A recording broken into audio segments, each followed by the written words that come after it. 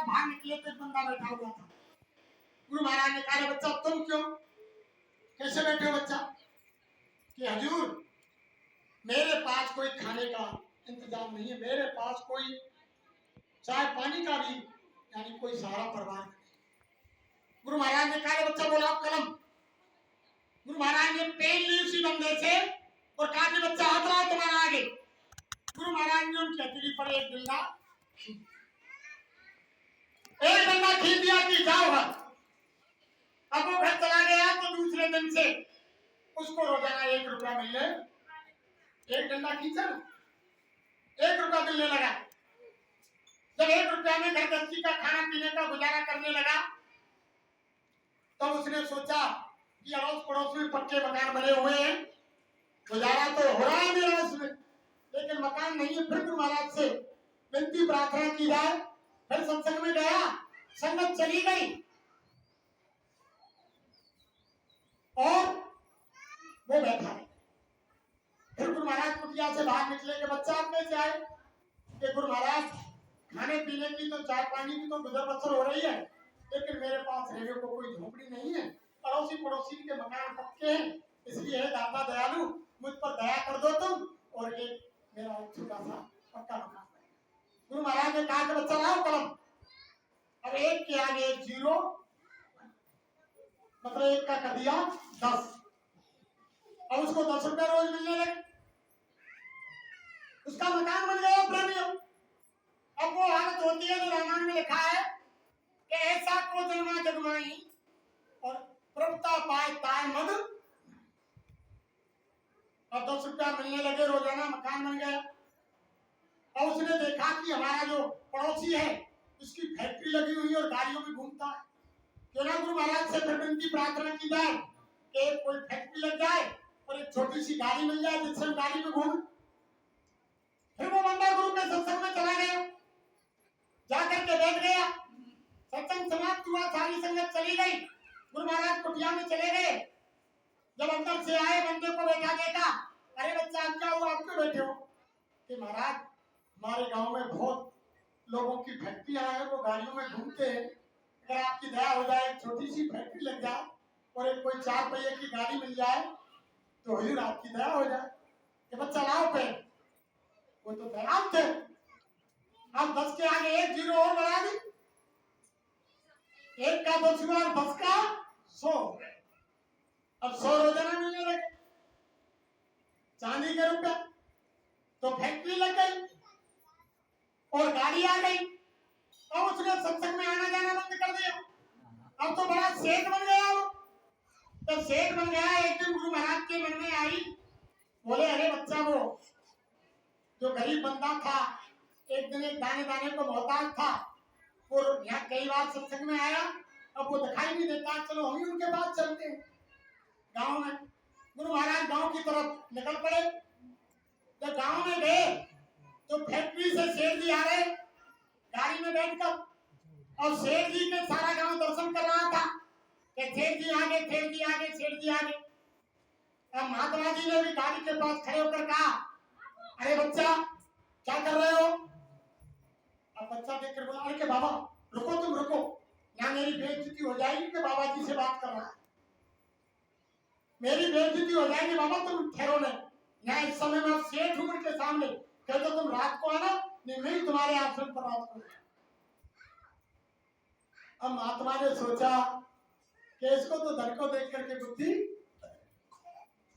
इसे मालूम नहीं कि धन किसकी बदौलत मिला, ये साहूकारी सेठगिरी किनकी बदौलत है, ये कारखाने किनकी बदौलत है। थोड़े दिन में भूल गया। चलते चलते महात्मा ने कहा, अरे बच्चा खैर ठीक, कोई बात नहीं, हम तो तुमको इससे भी कुछ बड़ा देने आए थे, लेकिन तुमने मना कर दिया बात करने से, चलो मैं आश्रम जाऊं। तो कहने लगा कि बाबा अब मुझसे गलती हो गई, लेकिन मैं अब तुम्हारे आश्रम पर शाम को नहीं आया, जब कहीं के बड़ी चीज देने आए थे। तो महात्मा जी आश्रम लौट आए प्रेमियों। अब उसको बड़ी चिंता अंदर लग गई कि महात्मा इससे बड़ा ना जाने क्या देने आए थे। अब वो जो रात हो गई सबसे मिलिए कि अब कोई नहीं देख रहा है कि बाबा जी के पास जाता है। भाई संसार की लोग लज्जत, बड़े सेठ बन गए, अब उधर जब बाबा जी के पास गए तो बाबा जी कुटिया से निकले, देखे तो वो सेठ जी बैठे हुए हैं। अरे बाकी बच्चा कैसे आए? कि महाराज तुम ही तो कह रहे थे कि मैं तुमको और कुछ देने आया था, इसलिए आया हूँ। अरे बच्चा लाओ तुम्हारी कलम। अब कलम ली और 100 के निशान के ऊपर महात्मा जी ने क्रॉस, 100 के ऊपर क्रॉस मार दिया कि जाओ बच्चा। मैं घर पहुंचा, दिन निकला, सुबह फैक्ट्री पर जा रहा था, मालूम पड़ी कि सेठ जी की फैक्ट्री में आग, सेठ जी की फैक्ट्री में आग लग गई। अब वहां छोड़कर उधर से भागे तब तक गाड़ी में आग लग गई, और जब तक बात सुना कि सेठ जी के मकान में आग लग गई। यानी मकान, फैक्ट्री, गाड़ी सारी की सारी जैसे के तैसे स्तर पर। अब महात्मा जी के पास जाकर पहुंचा कि गुरु महाराज मुझसे गलती हो गई। अरे बच्चा, गलती का तुम तो बिल्कुल भूल गए महात्मा की बात, तो कोई हाथ तुम्हारी आपकी हो रही। जब कोई हमारे पास धन पैसा आता है तब तुम समझते हैं कि गुरु की दया हो गई, और थोड़ी कोई दिक्कत आई समझ लेते हैं कि गुरु महाराज तो हम पर दया नहीं कर रहे। अरे तुम्हें मालूम नहीं, गुरु की दया तो 24 घंटे बरकरार सभी भाई बहनों पर बराबर आ रही है। लेकिन हमारा तुम्हारा जो बर्तन है, पात्र है, जिसमें जितनी दया ठहरने की गुंजाइश है, तुम्हारा पात्र पहले लबालब है। अगर एक लोटा की कमी है तुम्हारे घड़े में, यानी काम, क्रोध, लोभ, मोह, छल, कपट, ईर्षा, निंदा, चुगली, इनसे हमारा घड़ा भर रहा है, तो बाबा जी की बात पर कुछ दया कुछ जगह में है। अगर छोटी मोटी जगह है, एक लोटा आवश्यक, और जिन्होंने खाली कर रखा है उनको पूरी दया आ रही है। अरे गुरु महाराज की दया तो बराबर आ रही है, लेकिन हमारे तुम्हारे पात्र में जितनी कैपेसिटी है उतनी दया ठहरती है, बाकी दया फट करके वापिस। गुरु महाराज की दया में कोई कसर कुछ नहीं, लेकिन महात्मा की दया तो तब होती है असली तो प्रेमियों। गुरु महाराज की तुमने वाणी सुनी होगी, गुरु महाराज ने कहा, अरे जब गुरु दया करता है तो जीव को 3 चीज मिलती है, बीमारी और गरीबी और अपमान। अब बताओ 3 चीजों ने कौन सा सहन करा? बीमारी आवे और गरीबी आवे और अपमान हो, तो बताओ कोई सहन करेगा? और गुरु की दया तभी है जब गरीबी आएगी और बीमारी आएगी और अपमान होगा। अरे भाई बीमारी आएगी तभी तो स्मरण करेगा। अरे कुंती ने अपने भतीजे कृष्ण से यही तो मांगा, आपने नहीं सुनी भागवत? जब कुंती ने भगवान कृष्ण ने कहा कि बुआ कुंती मांगो, क्या मांगना चाहती हो? कि अरे कृष्ण मैं तो तुमको चाहती हूँ, कि बुआ मैं तो तभी मिलूंगा जब तुम्हारे सामने संकट आई। अगर तुमको सुख दे दिए तो फिर तुम मुझे क्यों याद करोगे? अरे सुख में कौन याद करे? परमात्मा। अगर संकट दूंगा तो तुम याद करोगी। तो कुंती ने कही कि भैया कृष्ण तू तो वो कुछ संकट देते जाते मैं तेरो याद 24 घंटा करती हूँ, इसलिए दुख में स्मरण सब करें और सुख में करे न कोई, और जो सुख में स्मरण करे तो दुख का एकू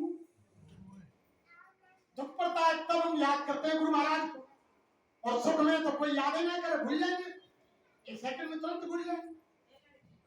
इसलिए गुरु ने कहा जब गुरु की दया होती है तो बीमारी, अपमान और गरीबी आती है, लेकिन कोई इस चीज को नहीं चाहता, और भक्ति तो तभी बनेगी। किसी का इतिहास उठाकर देख लो, मीराबाई ने भक्ति की हमारी माता बहन देवियों में, तो मीराबाई को माल, खजाने, घर परिवार, राणा के महल, राजगद्दी, सारी चीज छोड़ करके और महात्मा के पास जाना पड़ा। अपमान साथ दुनिया का, उनकी साथ ने ताने दिए कि पग घुंघरू मीरा नाची रे, लोग कहे मीराबाई बावरी, सास कहे कुल नाची रे, जहर का प्याला राणा जी भेजा, पीवत मीरा हंसी रे, और पग घुंघरू बांध मीरा नाची रे। जब मीरा ने पैर में घुंघरू बांध लिया, असली चीज उनके गुरु रविदास महाराज ने दे दी। जब उन्होंने गाया कि पायो जी मैंने नाम रतन धन, बस तमो लग दी मेरे शत्रु, करी कृपा अपनायो, पायो जी मैंने नाम रतन धन। चोर न हारे राज न लेवे और दिन दिन होत सवायो पायो जी मैंने नाम रतन धन। मीरा ने जब उस वस्तु को पाया पैर में घुंघरू बांध कर नाचने लगी तब संसार वालों ने क्या कहा, उनकी सास ने क्या कहा, उनके परिवार वालों ने, अरे कहीं इसको कोई भगवान कोई भक्ति नहीं, ये तो जवानी की दीवानी है, ये हमारे जाति धर्म को बेचना चाहती है, राजपूत घराने को मिट्टी में मिला रही है। वहां जाकर रहदास के पास जाती है, उसको गुरु बना रखा है और वहां जाती है आधी रात में इसने हमारे खानदान को मिट्टी में मिला दिया। राणा सिखाया इसको मार दो, तो जहर का प्याला भेजा और जब यानी उनको पी गई मीरा, बेहोश हो गई, तब गुरु रविदास आए, मीरा के पास सिर पर हाथ रखा, आंखें खोली, सामने जब गुरु रविदास को देखा तो मीरा ने कहा कि गुरु महाराज तुम। तब रविदास ने कहा कि बच्ची मीरा तुम बड़ी बेसब्री हो कि क्यों गुरु महाराज, क्या और दिन तो तुम कोई भी वस्तु ग्रहण करती बिना भोग लगाए, अपने मालिक का अपने सदगुरु का तुम ग्रहण नहीं करती, आज तुमको क्या हो गया, तुम जहर को स्वयं ही पी गई, तुमने भोग क्यों नहीं लगाया। तब रविदास महाराज ने कहा,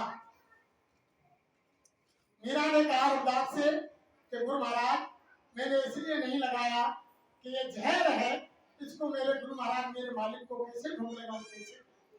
तो रविदास ने कहा, अरे बच्ची मीरा मैं सब जानता था कि तुम भोग नहीं लगाओगी, मैं तुमसे पहले आ गया और जब तुमने जहर पीना शुरू किया सारे जहर को मैं पहले ही पी गया, एक दो बूंद तुम्हारे अंदर गया दुनिया को दिखाने के लिए, जब कुछ समय के लिए तुम बेहोश हो गए, अगर सारे जहर को पी जाती तो तुम खत्म हो गए। ऐसे मालिक होते और हम तुम समझ नहीं रहे हैं, बहुत बड़ा पावर है भविष्य में। ऐसा समय विश्व के अंदर चंद दिनों में आएगा और जय गुरुदेव नाम का झंडा घर घर में लहराएगा। देखना तुम लोग चिल्लाएंगे, यानी राम कृष्ण को मानने वाले तो विदेशों में कोई बिल्ले बिल्ले हैं, लेकिन वो समय आ रहा है पूरा विश्व मजबूर होकर के जय गुरुदेव चिल्लाएगा और घर घर में झंडा जय गुरुदेव का लगेगा। वो समय सामने आ रहा है, ज्यादा समय नहीं है, वो कुदरत तैयार खड़ी हुई है और वो यानी डंडा लेकर तैयार है। जो गुरु महाराज कहते थे वो इधर से इधर घुमाएगी और इधर से इधर घुमाएगी, 3 मिनट में सबकी अकल ठिकाने, ज्यादा समय नहीं लगेगा और सारी चीज लग गए। ये तो हमारे गुरु महाराज नानी धाम से आए, भगवान राम ने तो बीच में कितना समय भैया हो गया एंड करना नहीं समय का ज्यादा हो गया, 12 नहीं देख लो बंद करो, ठीक है। देखो भाई समय यहाँ से आदेश कर रहा है, समय हो गया, अब हम 5 मिनट में ही 1.5 समझ कर लाते तो गुरु चर्चा है, इसके कहने का कोई वो नहीं, रात दिन करते रहो। देखो प्रेमियों, भविष्य में समय बहुत बचा है। स्वामी महाराज ने घोषणा की है कि कलयुग में कलयुग जाएगा और कलयुग में सतयुग, कलयुग समाप्त नहीं होगा। हर युग के चौथे चरण में यानी धरती पर विनाश हुआ।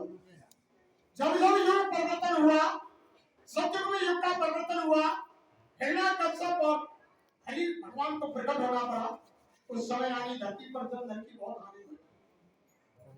त्रेता में राम रावण का युद्ध हुआ, उस समय बहुत जन की हानि हुई।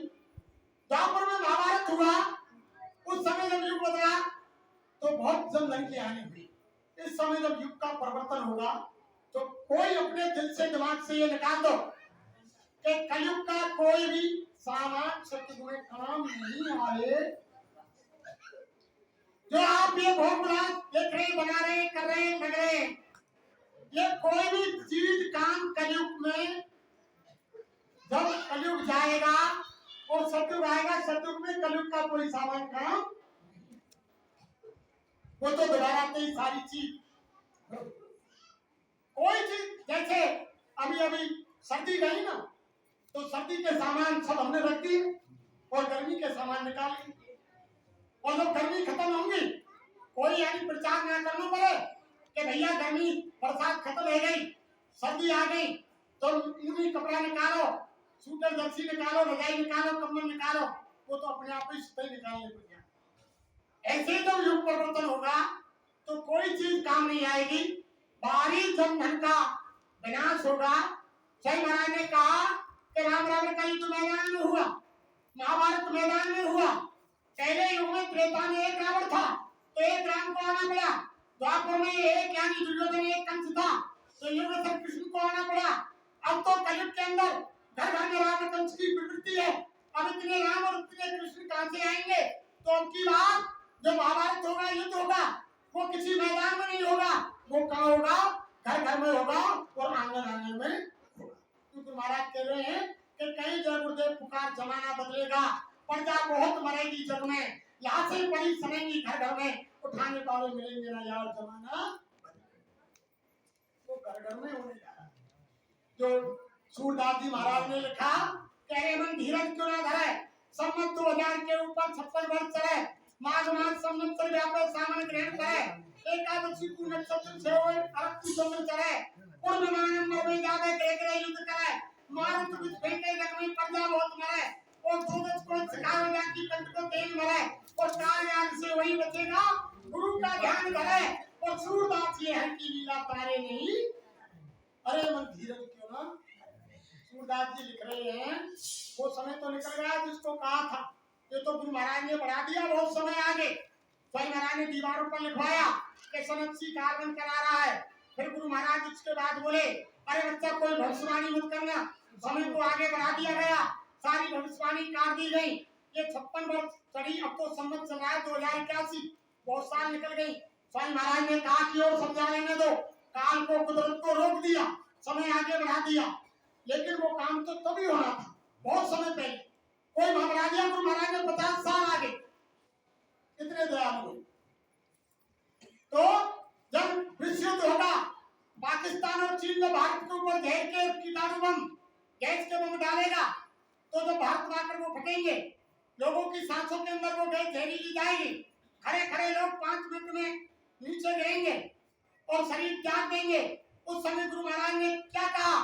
सत्संग सुनना चाहिए महाराज का कहीं, अरे बच्चा पहचान लो 3.5 हाथ के फकीर को, ये ऐसी उल्टी आंधी चलाएगा, ऐसी आंधी चलेगी कि हाथी शरीर के उड़ते दिखाई देंगे, और वो यानी कीटाणु जहां से डाले हैं जहरीले बम उसी देश में पहुंच जाएंगे, वहां सर्वनाश हो जाएगा।